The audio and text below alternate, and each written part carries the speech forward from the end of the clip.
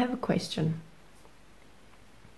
and it's quite a sensitive topic. It's maybe controversial a little bit, tiny bit, and it's not my intention to offend anyone. It's my intention to open up a discussion and to put emotional reactions aside and look at the scenario objectively.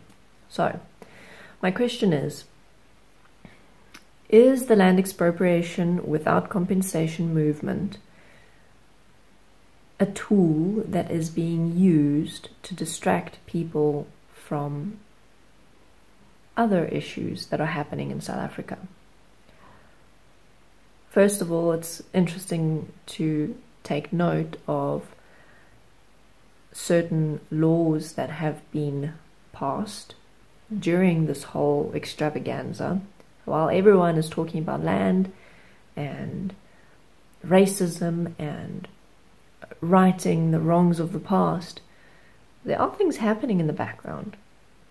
For example, there is a bill that's been passed that is essentially giving authority to the government to restrict, meaning censor, any kind of media and internet in South Africa.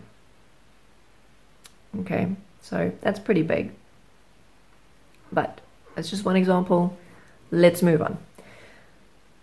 South Africa is a country that has a lot of issues. There are a lot of shortcomings in terms of service delivery. I cannot think of one area of public service that is actually truly effective.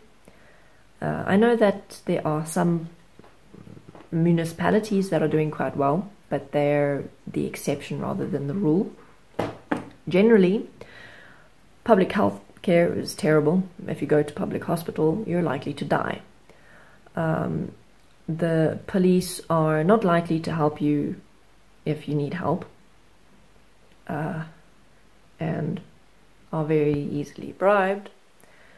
The educational system has a pass requirement of 30% for a lot of the subjects, and I think the rest are 40%.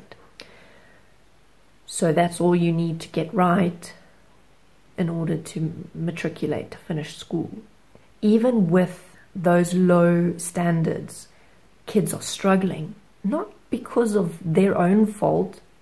It's because the educational system, the structure that the kids are entering into, does not actually effectively support them. It does not actually teach them how to learn. It does not teach them how to think critically.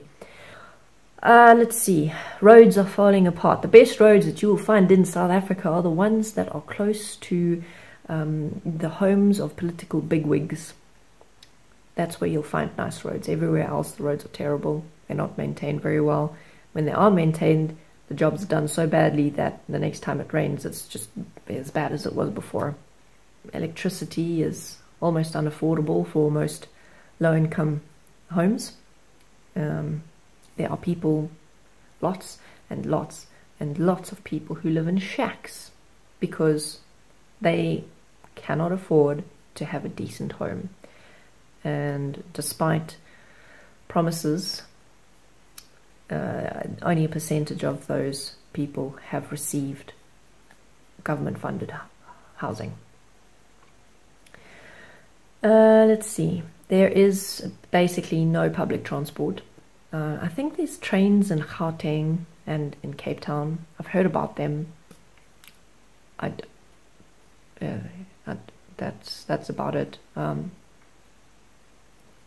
Aside from the trains that have anyway, aside from the trains, you don't find buses. There is nothing else. Most people who don't have their own transport rely on taxis. Either the minibus taxis, which are a little bit scary to be in or around, or metered taxis, which are quite expensive. So long story short, we have a lot of issues here. And now all of a sudden, the only thing that anyone is talking about is land expropriation. The only thing that anyone is talking about is land and racism and hatred and anger and injustice and the past. So my question is, does land expropriation address all of the issues in the country? No, it doesn't. Land expropriation addresses very limited number of issues. And I'm not saying that those issues are unimportant. Every single person should have a home. Every single person should have a decent, comfortable, structurally sound, safe, warm, well-equipped home. That is just a basic right to life. But we don't have that. I think it's something that we could very easily create. It doesn't really take much to build a house, but we're all so obsessed with money and how much everything costs that apparently we can't build houses. So, land expropriation is going to give home security to a lot of people who don't have it, which is great. But it's not going to change all of the other things that are wrong. And all of those other things amount to a huge part of quality of life. And basically all I want to say is that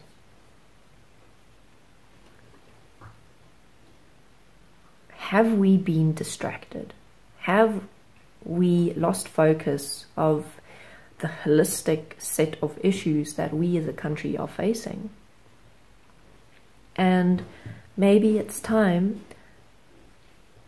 to start looking at the issues and the potential solutions more holistically.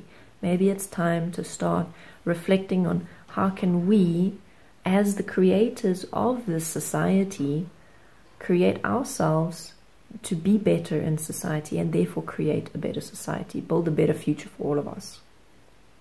How can we care more? How can we be our best potentials where each of us is contributing to our society in a way that makes it better, that improves lives, that improves all of our lives? So, I would like to ask everyone who's watching this, who has stuck it out this far, to practice looking at the issues that we're facing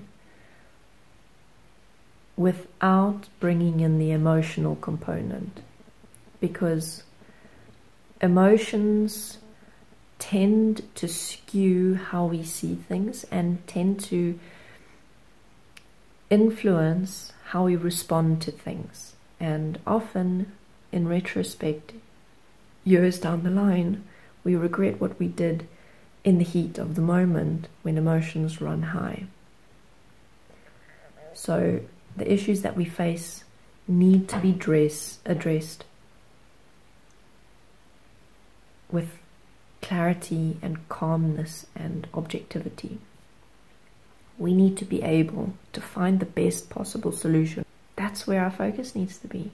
And it doesn't mean that we're going to find the solution immediately. We might need to test a lot of different things, a lot of different solutions. Maybe we need to take what we learn, take the small successes from the big failures and build a big success made up of all those small ones. Anyway, I'm going to end it there. If you'd like to support me, you can do so on Patreon or on Steemit, which is basically a social network with its own cryptocurrency. If you have any questions, comments, if you have anything to contribute to the discussion, leave a comment, send a message, be part of the conversation.